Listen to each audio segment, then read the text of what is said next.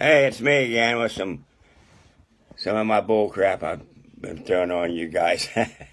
uh, you know, been hearing a lot of stories about people saying, "Well, this wasn't the way it was at Rogers," and and they come up with different things, and putting it on Facebook and on the groups, websites, and talking about things that they don't really know what they're talking about unless they was there. And it gets these other people all confused. I just don't think it's right. And if you don't know the true story about something, then keep your mouth shut or find out from somebody else. It upsets a lot of people when you do things like that. And I'm not accusing anybody, but I just heard some rumors, and from different people. And I just think if you don't know for sure, then find out. And other things, like saying, well, I bought this drum and it's an original 1965. Well, but then you kind of find out that this guy had a 1965 and a 66 and a 67, and then some of the parts were interchanged because they was bad parts and on them and everything. But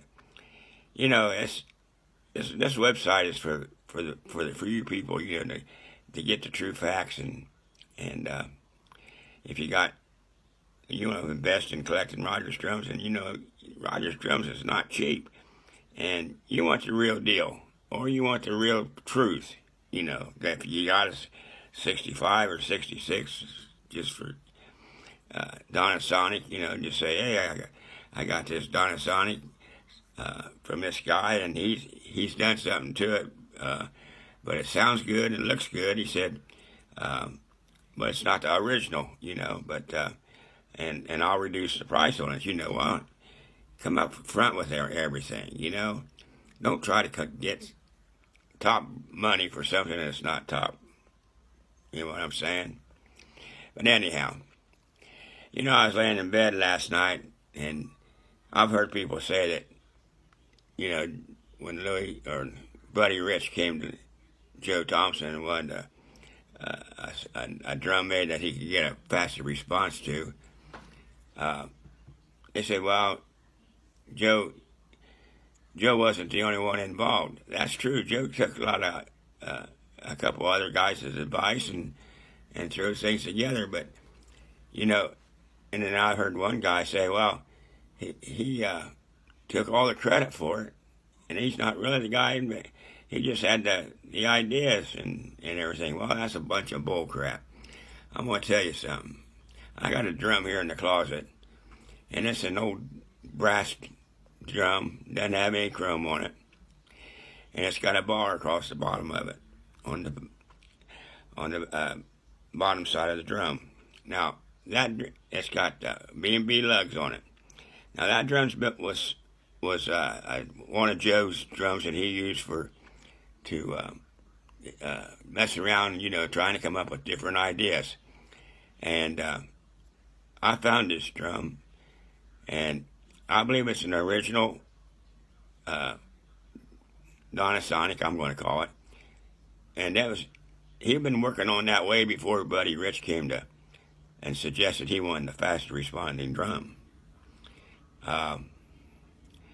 I think, Joe is always tinkling around, he's very educated and genius, and when he was inventing drums, or he was always thinking, and then I think that he was working on the Donasonic style drum for years before even Buddy Rich was involved in this.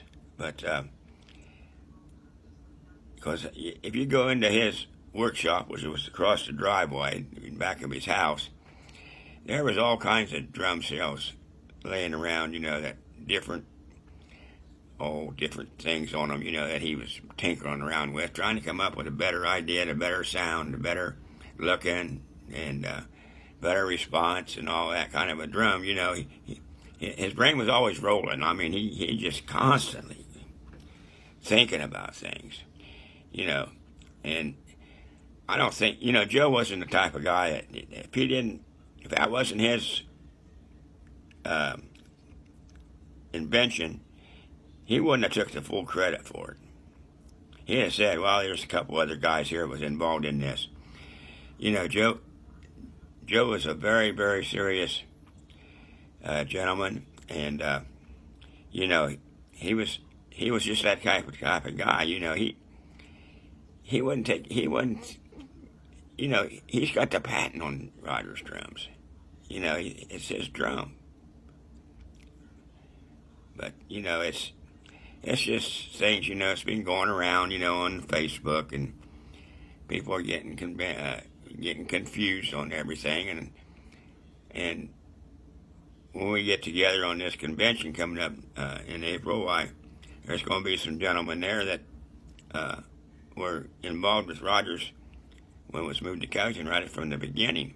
And there are two guys, they're in their 80s, and they were in supervision, and they know quite a bit about things that I don't know because, they were older than me, and I was 20 years old when I started there, and I learned a lot of stuff from them guys, and I don't know, they treated me really great. I mean, I went from a truck driver all the way up to supervisor to production, scheduling, to tuning Donasonics, thousands of them, working in production, it's inspecting parts and everything, learning part numbers, going down to Dayton and helping these people talk with the customers about they're placing their order, because they didn't know one holder from another, Some guy wanted a cymbal holder, they might get a tom-tom holder, because these people didn't know. They didn't know anything